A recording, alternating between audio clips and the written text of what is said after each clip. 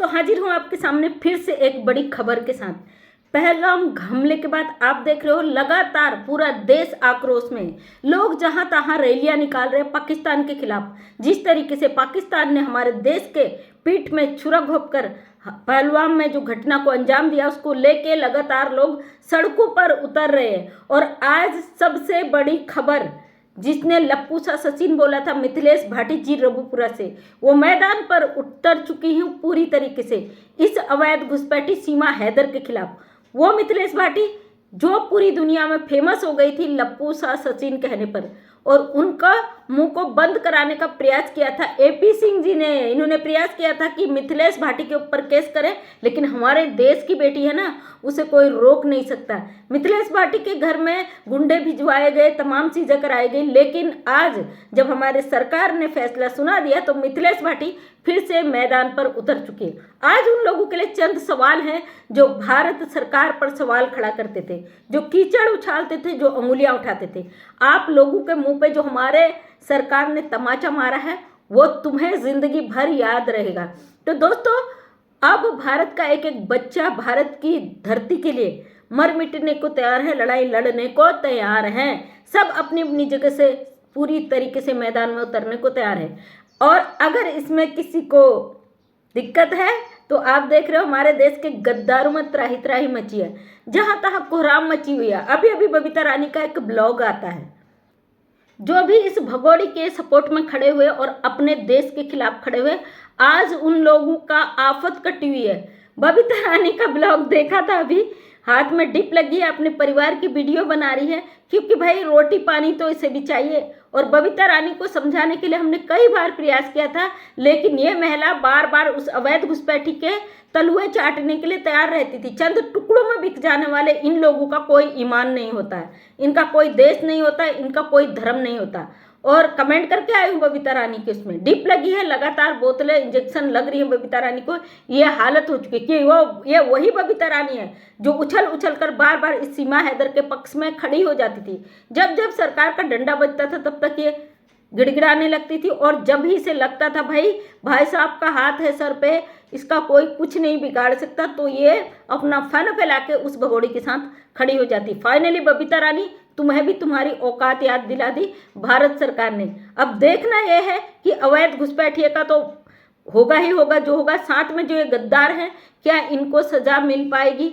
Mobin Malik sir से हाथ जोड़ के रिक्वेस्ट है, सर अगर इस भगोड़ी को डिपोर्ट किया जाता है, जेल भेजा जाता है, उसके साथ साथ जो कानूनी प्रक्रिया इन लोगों पे, जो देश के गद्दारों पे, जिन्होंने इस भगोड़ी का साथ दिया, उन लोगों पर सख्त से सख्त कार्रवाई की हम मांग करेंगे, ताकि ये हमारे देश में पनप रहे नाशूर, फिर से अपना फन उठाने की कोशिश ना करें। इस फन को कुचलना इस समय बहुत ज़रूरी है। जहाँ हमारे देश में इतनी बड़ी घटना हो गई, पूरा देश दुखी है, इन गद्दारों को, उस अवैध घुसपैठी को बचाने की पड़ी है।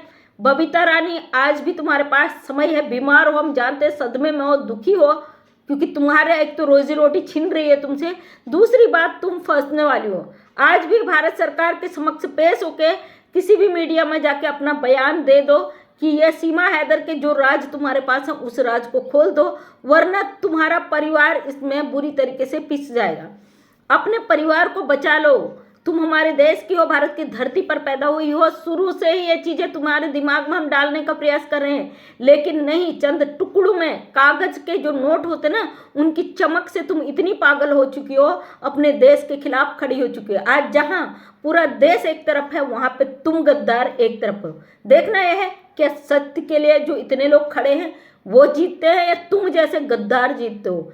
एपी सिंह जी अकेले प्रयास में है, बाकी जो भी होंगे अंदर खाने तो जानते हैं, इन्होंने जाल बना रखा है, लेकिन इस भगोड़ी को इस बार कोई भी नहीं बचा पाएगा।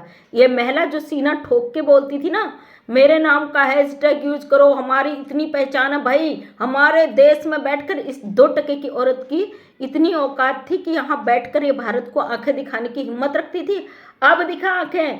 भारत सरकार ने तेरे पाकिस्तान की जो दशा कर दी है ना, जिंदगी भर तू अफसोस करेगी तूने कौन सी गलती करी। प्यार व्यार कुछ नहीं होता है। लप्पू ने अपनी जिंदगी दांव पर लगा दी। किसी ने कमेंट किया था इसकी वीडियो में, लप्पू फिर से किराने की दुकान पे काम करेगा। तो मैं सारे लोगों से सोशल मीडिया के माध्यम से कहती हूँ, इस नेत्रपाल के खानदान को कहीं भी काम ना दिया जाए।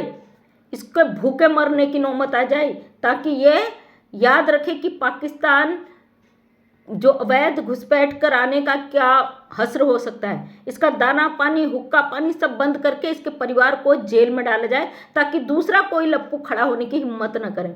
दोस्तों, यह बहुत दुखद है, लेकिन कहीं ना कहीं इस घटना ने बहुत सारे लोगों के पुर्जे खोल दिए होंगे कि भारत के साथ गद्दारी करने का क्या हश्र हो सकता है। फाइनली हमारा देश जाग चुका, हमारी सरकार ने डिसीजन ले लिया है।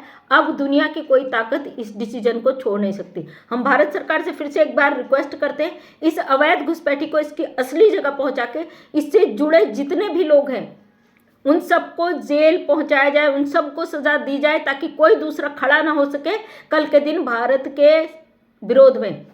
ये जो देश में पनप रहे छोटे छोटे नासूर हैं, ये सबसे बड़ा बीमारी है। यही वो नासूर हैं जो बड़े होकर बड़ा विकृत रूप ले लेते हैं और पूरे भारत को गलत पैगाम देते हैं। इन लोगों को आज रोकना बहुत ज़रूरी है।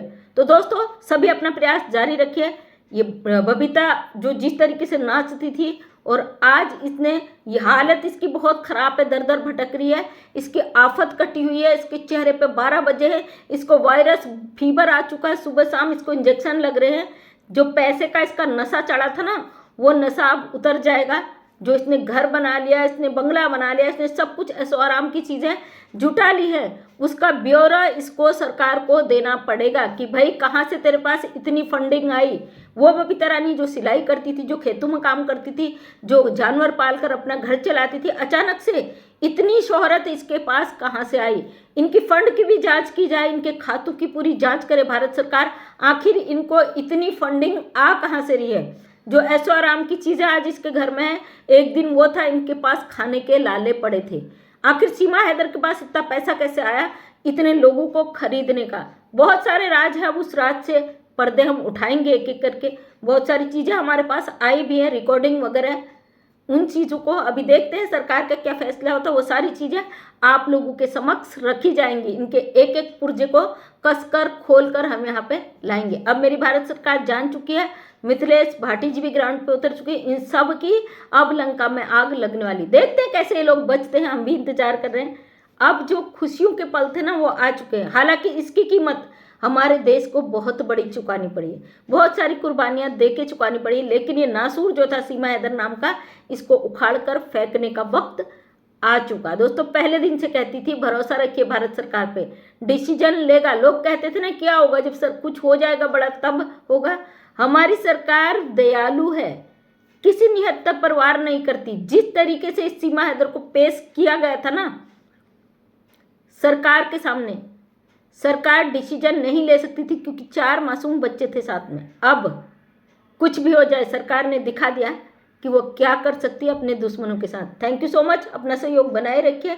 मैं मंजू विश्वकर्मा हल्द्वानी उत्तराखंड से एक समाज सेविका हूँ। अपने वीडियो के माध्यम से हमेशा सच को सामने रखने की कोशिश करती हूँ। उम्मीद करती हूँ वीडियो पसंद आया होगा। अगर पसंद आया तो लाइक शेयर कमेंट करें। नेक्स्ट टाइम मेरा वीडियो देखना चाहते तो चैनल को करें subscribe. Thank you so much, धन्यवाद।